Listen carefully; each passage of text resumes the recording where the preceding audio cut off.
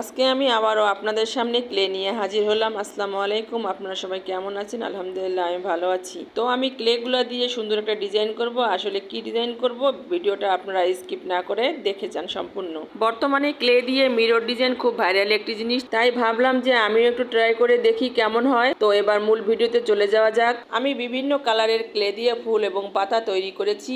এই মিররটা এখন আমি ডিজাইন করব, বাট কিভাবে ডিজাইন করব আপনারা দেখে যান। আপনাদের ঘরে যদি এরকম মিরর থাকে তাহলে আপনারাও সুন্দর করে ডিজাইন করতে পারেন। আমি তো প্রথমেই ভেবেছিলাম যে ভালো লাগবে না, কিন্তু আমার মিরর ডিজাইন করার পর দেখতে পারলাম যে আমার মিররের পুরো লুকটাই চেঞ্জ হয়ে গেছে। আপনারা ভিডিওর শেষে সম্পূর্ণটা দেখতে পাবেন। চেষ্টার কোনো বিকল্প নেই, তাই আমি চেষ্টা করে মিরর ডিজাইন করছি। ইনশাআল্লাহ সুন্দর হবে। শুধু মিরর না, আমি ক্লে দিয়ে অনেক কিছু তৈরি করেছি। আমি সেটা আস্তে আস্তে আপনাদের মাঝে শেয়ার করব। এবার আমার ফুল আর পাতাগুলো তৈরি হয়ে গেল। এবার আমি ফুল আর পাতাগুলো ফেভিকলের সাহায্যে মিররে সেট করব।